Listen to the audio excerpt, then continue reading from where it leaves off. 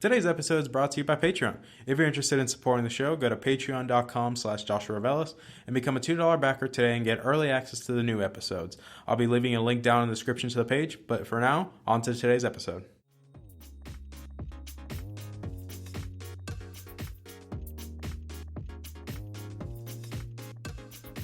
You're listening to the Augmented Experience podcast. My name is Joshua Revelis. I'm a student, musician, and a gamer at heart.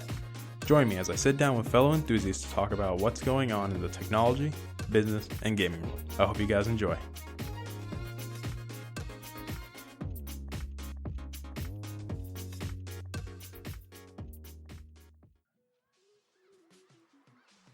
All right, everybody, welcome back to the show. My name is Joshua Revelis. I am your host as usual, and welcome back to the Friday episode. Obviously you guys voted. You guys seem to really like the episode with talking about building my first PC. You guys really liked that one, so thank you guys so much for that. I really appreciate it. Obviously this one didn't get as many votes, clearly because you guys mainly wanted that one first, but I know that this topic is one that I've alluded to in many videos where I've talked about a smartphone, or any smartphone really. I've alluded to it every time, but I never done a specific episode, outlining what I meant and, outlining the whole my opinion behind it, essentially. So today's episode is going to be over the state of the smartphone market. So obviously I've only done pretty much only a few of these already. Obviously the mainstream gaming is one of them. The state of Pokemon was another one. Now we're doing the smartphone market. Obviously the smartphone market is definitely one that I'm more, I'd say, accustomed to.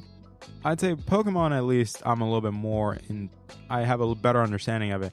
But I think in terms of understanding, I think the smartphone market is where I'm a little bit more at home, at least, if I can put in those words. Especially because it's an interesting case. Like, clearly, I'm going to present two different opinions on it, depending on how you want to view it. In terms of, I would say the quality of smartphones are going up, clearly. And obviously, the amount of people wanting to switch phones every year is declining.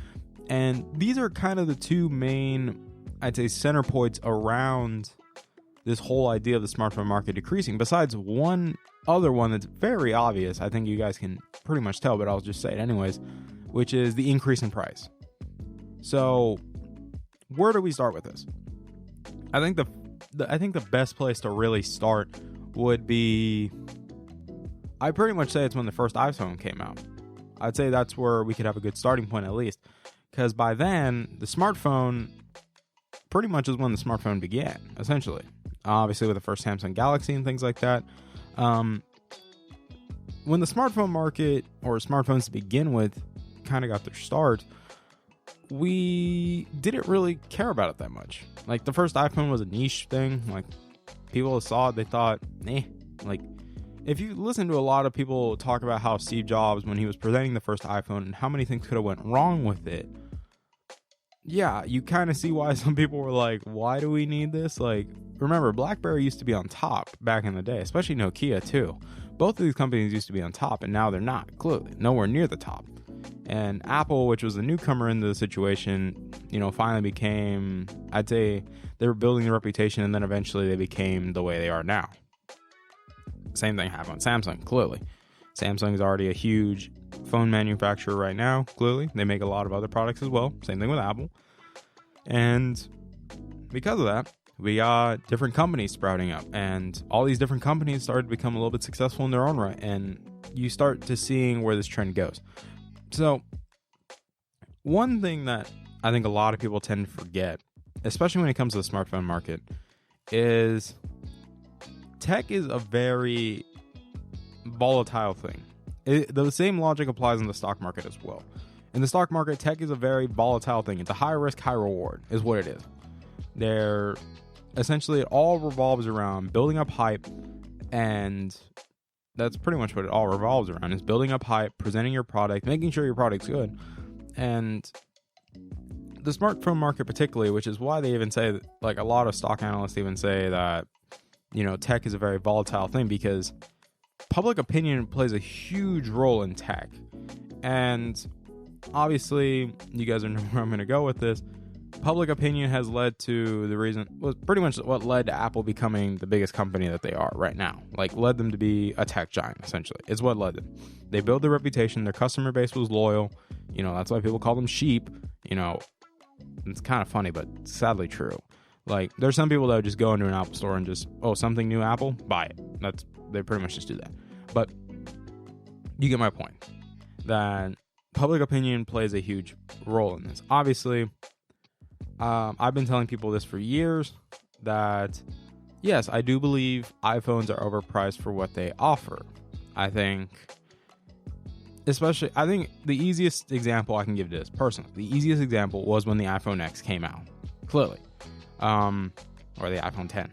When that came out originally, I told people, oh my lord, we're finally going into an age where a phone's going to cost $1,000.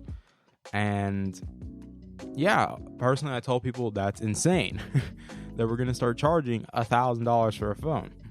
But as time went by after the X came out, we started to see companies weren't so afraid to do that anymore. Now it's pretty much a normal that a flagship phone is going to cost you $1,000. Like, look at the phones that are out right now. Obviously, the iPhone XS Max starts out of $1,000. The Samsung Galaxy Note 10 Plus, or not Note 10, S10 Plus starts at $1,000. So a lot of these flagship phones are starting at $1,000. You know, the Huawei Mate phones, or the Huawei P30 Pro, yeah, that one started at $1,000. So you start to see this trend of phones starting at $1,000. And then, you know, we kind of had the idea that phones were going to start going to $2,000 because of the Samsung Galaxy Fold. But obviously, you know, that didn't come to fruition, but that's a different story completely. But you get my point, is that it's a very interesting thing what's going on. And I want to address the whole thing with price, because I think this is where a lot of people can agree, which would make sense why the smartphone market is declining. Like, I feel like we've already, not just me, but a lot of people even agree that we've peaked in terms of smartphone sales, that it's not going up anytime soon. Like, we had such an exponential amount of growth in such a short period of time that it peaked. And because of that peak, you can't really expect to get more out of it, clearly. And I think this is very evident, especially when you look at how the phones are selling. Obviously, yes, I'm going to be honest with you guys. The iPhone is kind of a little bit of a trickier one but at the same time, I think it still makes sense that it falls in line. So let me explain.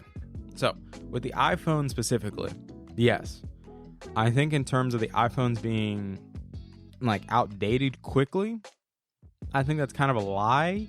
Specifically with the newer ones, like with the X upwards, really, I don't see them getting outdated for a while. Especially because since Apple's supporting these phones for 5 years now? So 5-year software updates. So Apple intends on supporting these products for a long period of time, or at least 5 years, which most people tend to hold on to their phones for 2 to 3, but this incentivizes people to hold them on for longer, clearly. But what I think people don't seem to realize in this entire thing is that just adds more fuel to the fire, don't you think? Like, if you're telling your customers that your phones are going to be supported for 5 years of software updates, why would you need to upgrade to new ones when, technically speaking, your phone's hardware is already ahead of the competition by a couple of years? You get what I'm saying? And Apple just keeps outdoing themselves every year. Like, they just released a new iPhone with a better and better chip that obviously makes it harder for Qualcomm to keep up with, clearly. Because Apple is in charge of their entire, they own their entire hardware and software division. Like, they're not outsourcing anything. Like, they run everything. Like, they run the entire process. And obviously this kind of creates the whole idea of, Apple phones kind of already showing that the smartphone market is declining in a sense, because iPhone sales are declining as well, because people are like, well, I don't need to buy a new iPhone every year anymore because my XS Max, which is the one that came out last year, is already really good. At best, I'll probably just get another battery, because I'm going to be honest with you guys, iPhones are notorious for batteries degrading at a very fast rate. And some people be like, well, that's because of charging and everything, people using fast charging and everything. But not even when people also say, if you do the whole wireless charging thing, yes, it's slower, but it also helps preserve your battery.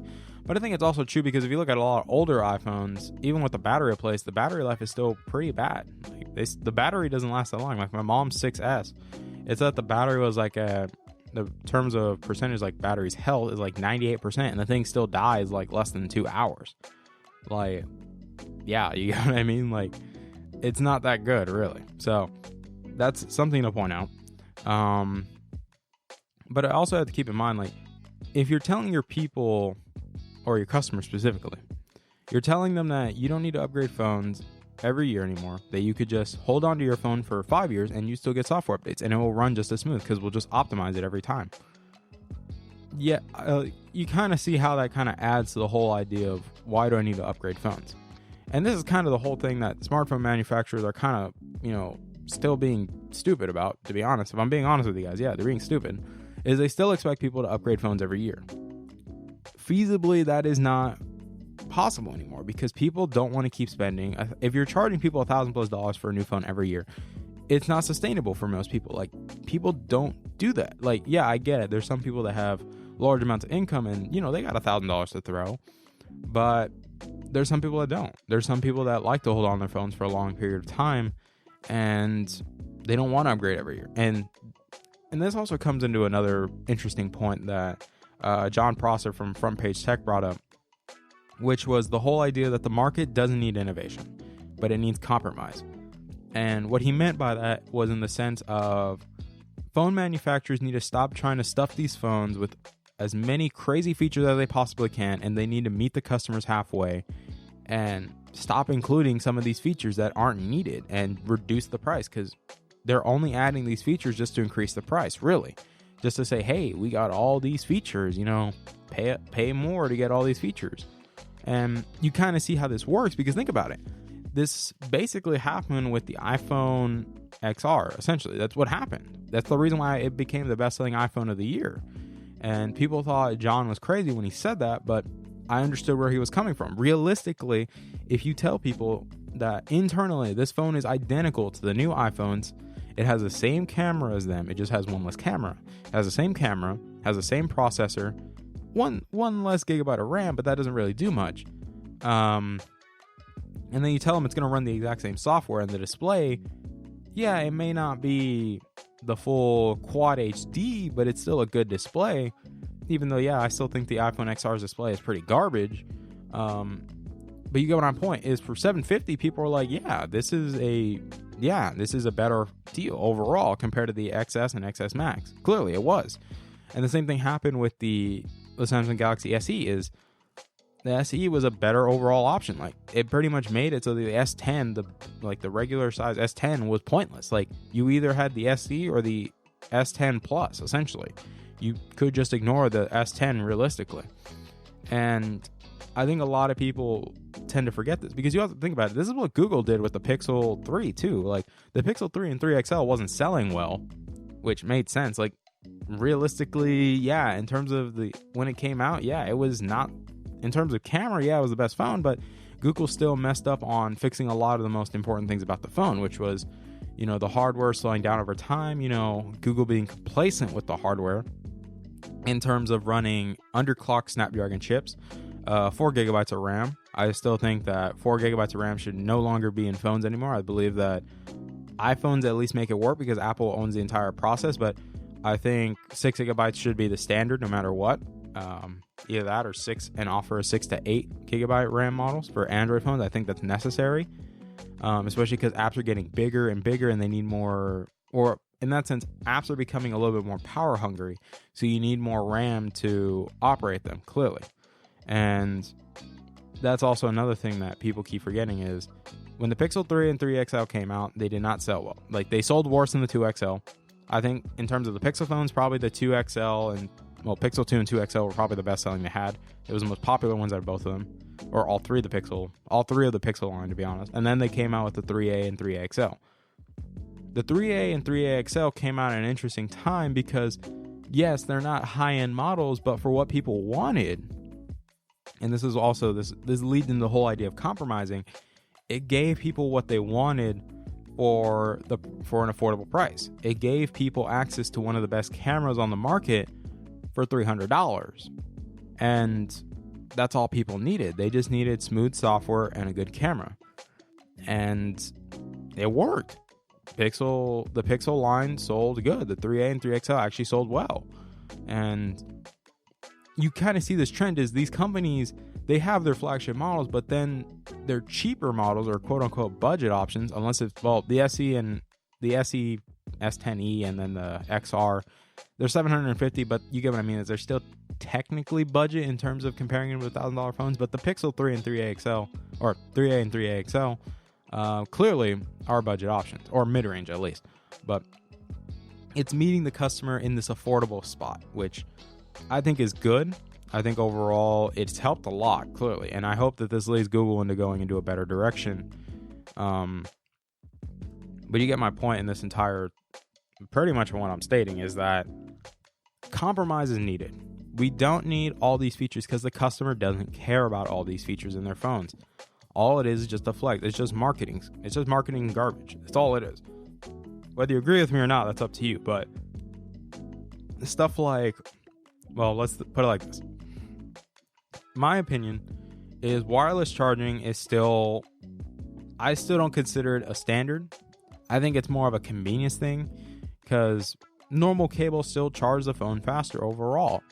Obviously, yes, I do see some benefits in like what Taylor Swift Tech did, which is he did a whole year challenge with this XS where he only charged it wirelessly, and it helped out his battery a lot. And while I do agree that is true, I think you look at other people, like they're willing to give up wireless charging because they don't care about it. And you know, and then you got stuff like the SD card. Like, I get it. Like, having an SD card in your phone is nice. Like, you can dump extra photos on there. But with everybody putting all their stuff on the cloud and already phones having bigger storage options naturally inside of them, I don't see a point in having an SD card. Like, all it is just a marketing trick is all it is, really. Like, and then you have, like, this whole, like, a debate for bezel-less and things like that. Like, nobody cares about bezel-less displays. Like, okay, they look nice. They still suck in terms of accessories because you can't put screen protectors on them, and people want to protect their investment. They're going to want to put screen protectors. Like, all these, like, bezel-less displays that are curved edges and everything, like, all they do is just make it harder to put screen protectors on them. Like, and people want to protect their screens. So, you're charging people more for stuff that's just a flashy trick is all it is. It doesn't do anything for practicality sense, really. And companies are doing this, and just because they add all these features, they're able to raise the price. That's why OnePlus was able to charge close to, they charged like over $700 for the OnePlus 7 Pro, and that's the first time OnePlus has done this. It's their first quote-unquote flagship phone. And it's only sold in the U.S., ironically, because the U.S. is, for some reason, seems to be a very popular market for phone manufacturers, besides India and China. It's one of the biggest markets. So it makes sense that OnePlus wants to sell this one here and then sell the normal OnePlus 7, which is like $450 in the Asian markets. But you get my point, is that we're starting to go into this point that manufacturers are trying to see what they can get away with the most. Is essentially that's what it is. If we keep buying phones at $1,000+ all we're doing is just telling them, hey, we are still suckers and we're still willing to buy this stuff. And it's kind of stupid, to be honest. I think the smartphone market, it's pretty much what led to the decline of the smartphone market. It's what's leading to it. And I think some people are kind of ignorant to be, if I'm being honest, yeah, they're being a little bit ignorant about it. Whether that hurts your feelings or not, I'm sorry, but that's the reality of it, is that we're basically being complacent. Like, we're allowing this to happen, and as a result, it's not only hurting the customers, but it's also hurting the companies as well, because they're losing profit. And they're struggling to figure out, wait, what's going on? We just made this incredible phone with all these incredible features. And yeah, then it doesn't sell as well. And then you're like, crap, what do we do? And then this budget model that we made is selling a lot better than the flagship model. No, duh, Sherlock Holmes. Like, I think this is what companies need to start realizing. And as customers, we even need to voice our opinions, because you basically voice your opinion with your wallet. That, you know, selling phones for $1,000 is absurd. It is. Like, people need to realize that phones for $1,000 is such a big ripoff. Clearly it is. Like, I get it. Some people say, you know, the iPhone was the cause of this because everybody knew Apple always charges more for their phones and everything. We get it. Like, I understand where you're coming from, but it didn't help anybody's case when Samsung did it right after. Like, it did not help anybody's case. Clearly, it didn't. And yeah, it's kind of crappy. Like, if I'm being honest with you guys, yeah, it kind of sucks that they did that. And we can't really do much about it, to be honest. We can't. And, well, I'm not going to say we can't because that's a lie. We can do a good amount. It's just it depends if we're willing to. And this kind of leads into the whole idea that, you know, due to the fact that smartphones, since the exponential growth, phones have been getting better, clearly. I think we can clearly say that if we compare the first iPhone to the way that the iPhone is now, clearly there's a huge shift in quality, clearly, and presentation. There was a lot more polish that came with newer designs and everything. And this is something that a lot of people seem to forget, is that smartphones have drastically improved over the course of the past decade, essentially. It has. In terms of Android, yeah, Android's come a long way. Like, I remember when people used to bash Android phones and said, ugh, you're using an Android, ugh. And now it's like, oh, you're using Android.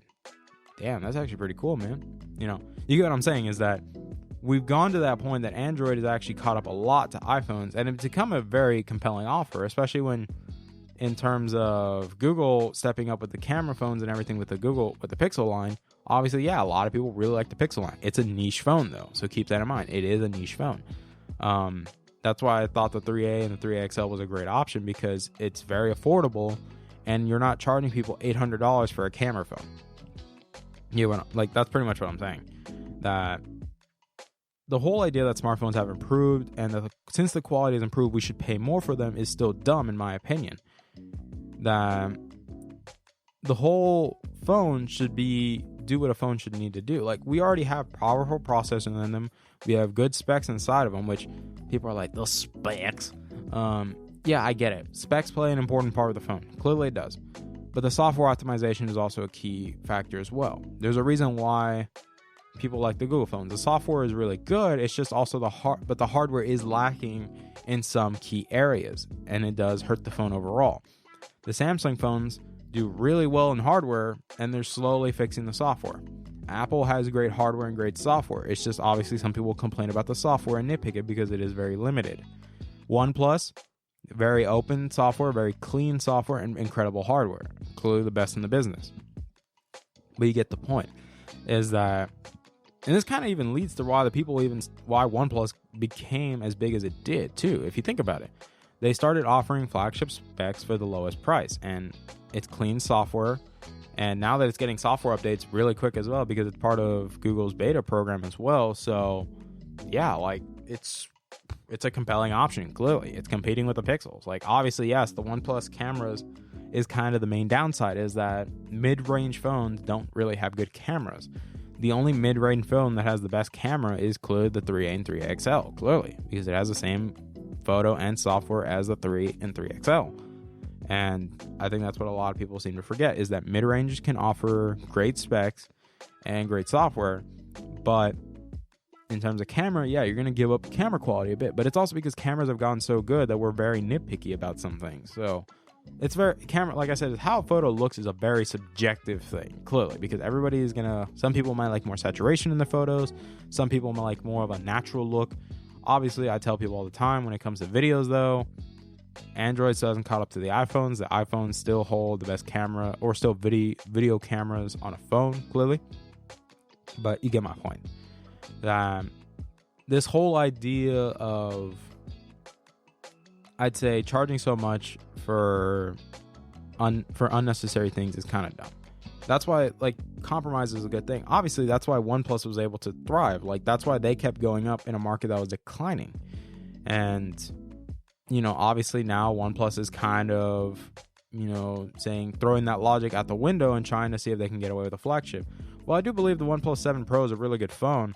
I don't believe it still should be in that $700 price range, especially because when you start charging flagship prices, you're going to start competing with flagships.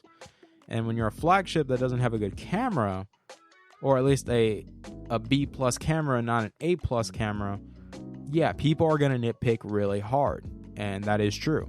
Well, I do agree the OnePlus has a very unique design, very beautiful display, 90 hertz display, incredible specs inside. Obviously, the pop-up camera is also a little bit of a wonky thing because of cases and everything, but you get my point. People are going to be nitpicky. Clearly, they will. But this also comes in the whole aspect of compromising. Clearly,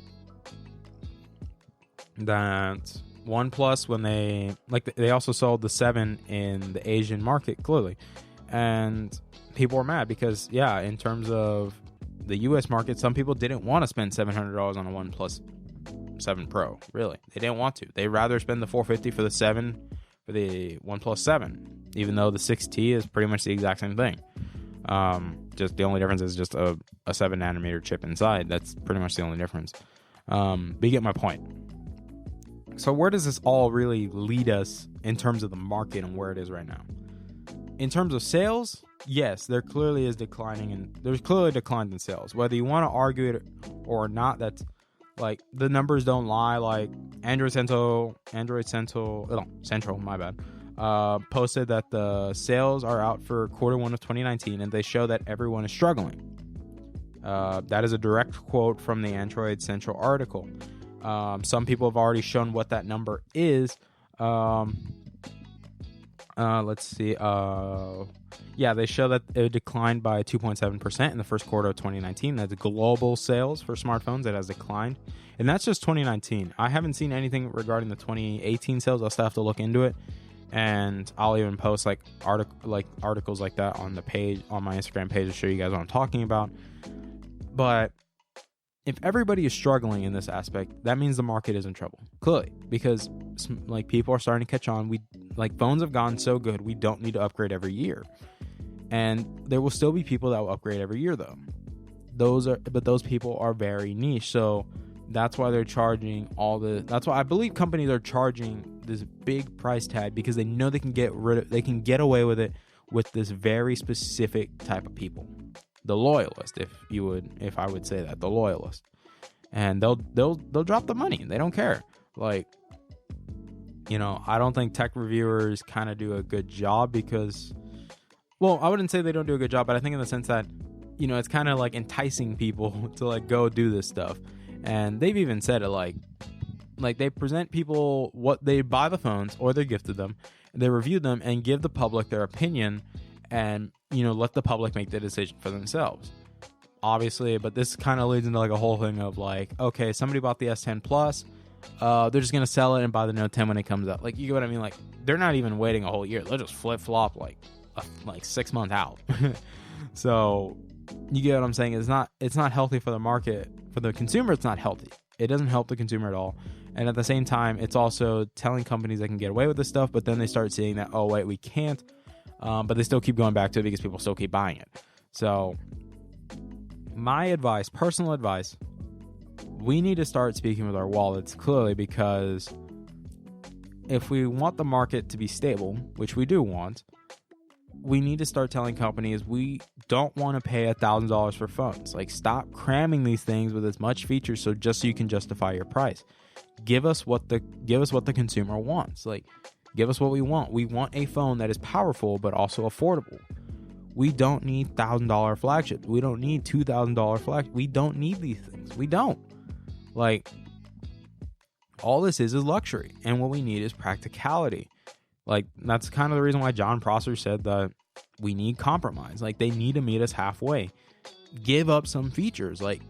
If you believe that wireless charging is a feature to give up, give it up. Because most people don't use it. It's not a widely used feature. People are still more accustomed to using cables. I get it. There's still people that would like to have wireless charging. I get it. But to the mass market, they do not care. I get it. Places have added it and stuff like that. And but also keep in mind, people didn't care about wireless charging until the iPhone added it. You do realize that, right? Samsung had it on the S, I think it was the S9, right? No, it was I